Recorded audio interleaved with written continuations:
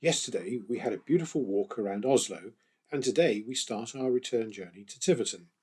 So it is an early start at the main railway station in Oslo.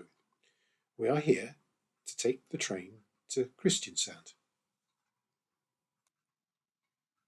Up until 1980, Oslo had a fragmented railway system, but the Norwegians resolved this by building a connecting tunnel which united the east and west stations. So here we stand, in a modern railway station with a shopping complex built within it.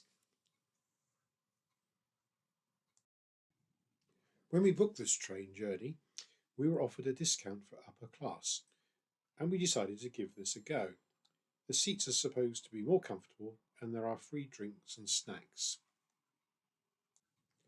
Annie and I were standing on the concourse of Oslo station at 7 a.m., and our train will arrive in Kristiansand 5 minutes before midday.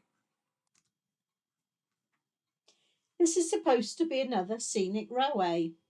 This journey should take 4.75 hours, but the weather outside is going to make filming a challenge. Today is wet, grey, and unpleasant. What we do see are the Norwegian farmers making full use of the lowland areas, and the more inaccessible regions are woodland and forestry. This route has many deep cuttings and tunnels. As our train meanders its way through the mountainous and green scenery, we quietly hope the sun will push the grey skies away. So, what do we think about our Norwegian adventure? From a small town in Devon, we have driven all the way to Folkestone to catch a train that took us and our car to Calais.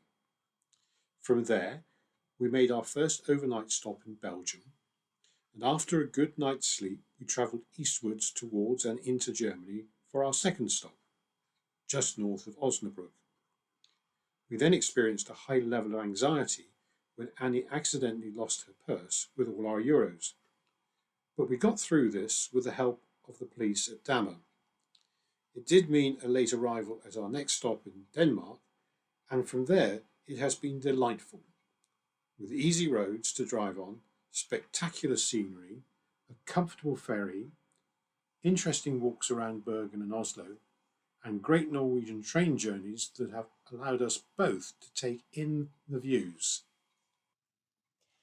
What has made the journey brilliant is the easy accessibility between Herschels in Denmark, Bergen on the west coast of Norway, travelling across to Oslo, and then this return trip to Herschels via Kristiansand.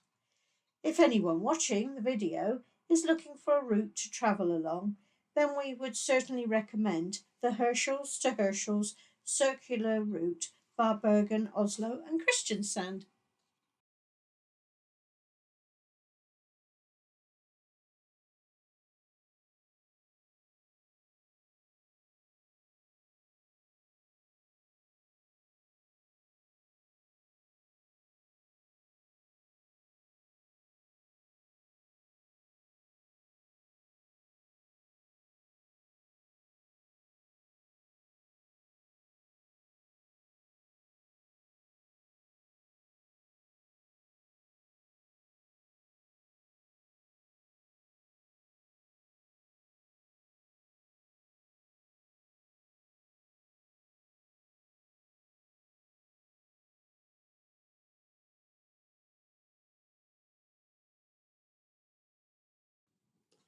The station clock says we arrived at Kristiansand at 5 minutes to 12.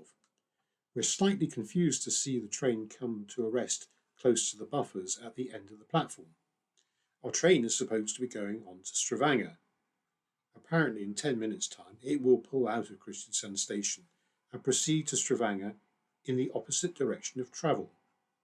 We wonder how many people panic thinking they are going back to Oslo.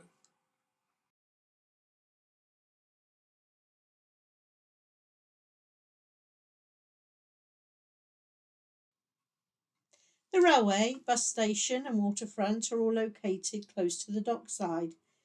Therefore, we make our way a short distance to the Fjord Line building to check in and to see whether we can leave our bags safely there while we walk around Kristiansand.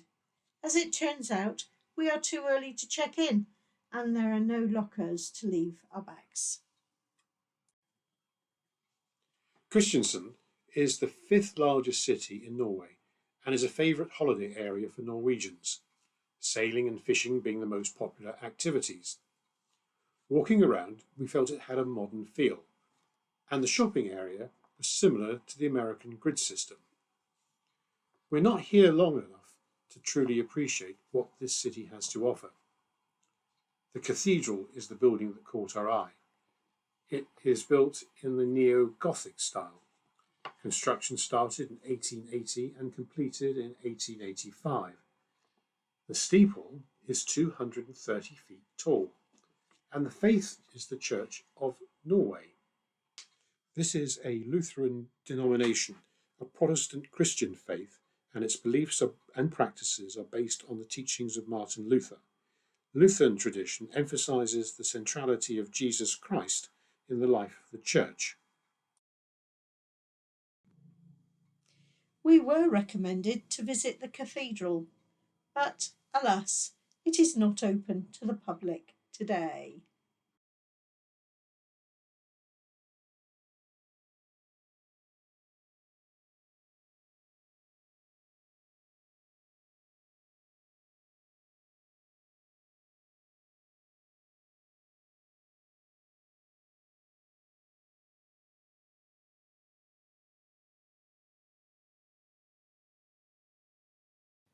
Whoa! Look at those two huge silver eyes watching us. This is called the Bug. It was designed and built by the Quack Society. It was made for an annual festival, the largest Scandinavian beach party called Palmasus. The materials used to build the Bug are recycled machine parts.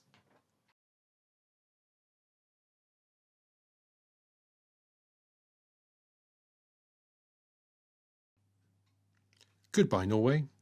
Our stay has been far too short. We have not been disappointed. We're now back on the MV Stavanger, heading towards Hirtshals, and we spend the journey talking with two lovely Norwegians from Kristiansand.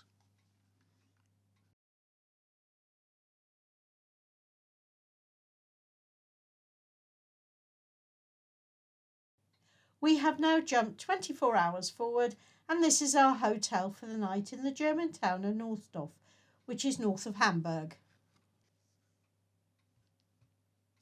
We have been allocated room 7 in this hotel, and as you will see that on the continent they don't have double duvets. You actually have 2 single duvets on a double bed, which can keep you snug really. We did have a balcony, but we didn't use it. We didn't have time to use it. Lovely washroom here, and the shower, as you will see, was really very deep. The next morning we walked around the town square and the market. The stalls are beautifully presented. This is a lovely town. We would have liked to have seen more of it and the surrounding countryside, but such is life when you are working to an itinerary. Although we didn't film it, we also went into a local bakery and we looked at the pastries, and there was one containing apple that appealed to both of us. So we asked for some, expecting to get a couple of slices. In fact, the lady cut a piece that was 9 inches, which is about 23 centimetres, by 6 inches, by about, 15 centimetres. So that we came out with this huge, huge flat pastry. I have to say, it was delicious. We both very much enjoyed it. We certainly did. But we was just so surprised by the size that she cut us, and it seemed very reasonable. Yes, I think she was being generous to us.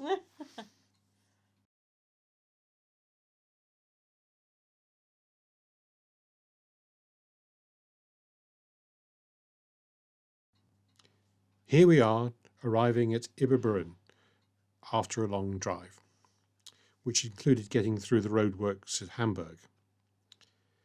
We have booked a hotel close to the Autobahn, and you can judge for yourselves how close it is to the main road. That said, it was a lovely hotel and they looked after us really well.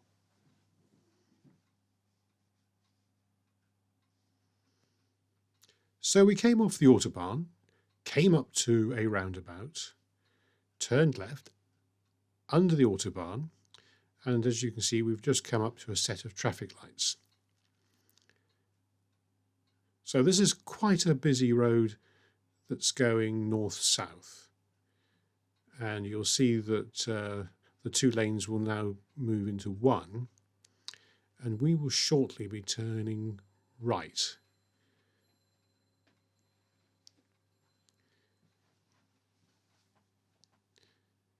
So here we are, we're just about to turn right into a very little lane, well, just a lane, and again we'll go round to the right. Here's the hotel, and we're now progressing down a short avenue with trees either side, and as we just come round this small corner, you can see the hotel on the left and parking is in front of us.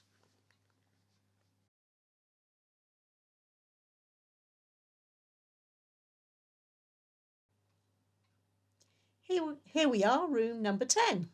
As we enter, we walk into the dressing area, which also has space for the suitcases and a full-length mirror. And you see this room is very light, bright and airy. Again, single duvets over the beds for us. And there's a settee and a chair and a desk.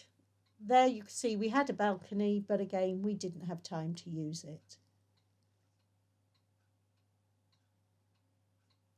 The bathroom, again, light and airy, very clean. Being smaller stature, I could get into the shower okay, but John had to watch his head on the shape of the ceiling.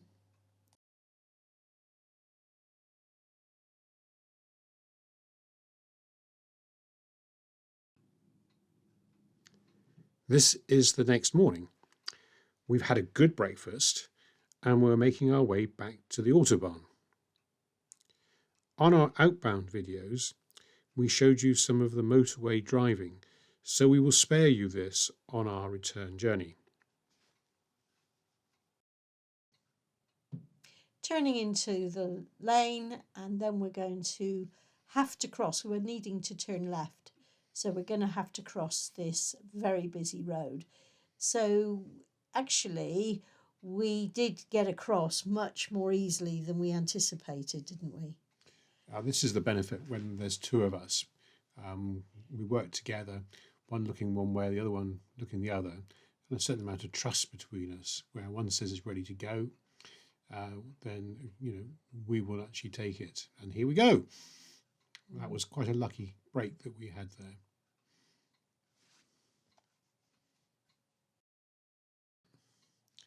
Today we will drive through the Netherlands. The route will take us past the town of Arnhem, provoking memories of the film A Bridge Too Far. Following the directions of our sat-nav, we will bypass Utrecht and Antwerp. We are headed to the Hotel Fleur de Lis in Belgium. This is a return visit and we are looking forward to seeing the proprietors again, Marco and his wife.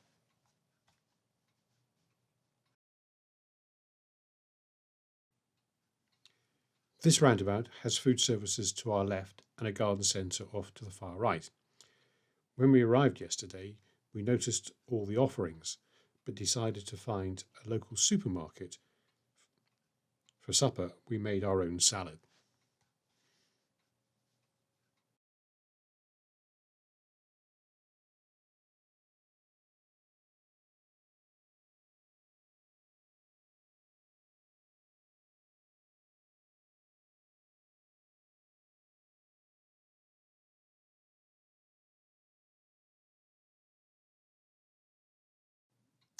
It is still the rush hour here, and joining vehicles are controlled by traffic signals.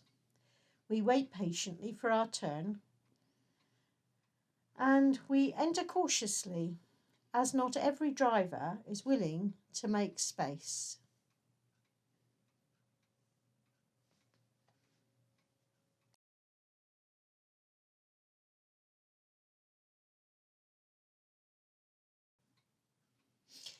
If you wanted to see the Hotel Fleur de Lis, then have a look at our first video, Tiverton to Oslo, Day 1. Tomorrow, our schedule has us arriving at the Port of Calais Channel Tunnel late morning. We make the English side early afternoon and return to driving on the left. By late afternoon, early evening, we will be home enjoying a cup of tea in Tiverton, Devon. Thank you for travelling with us.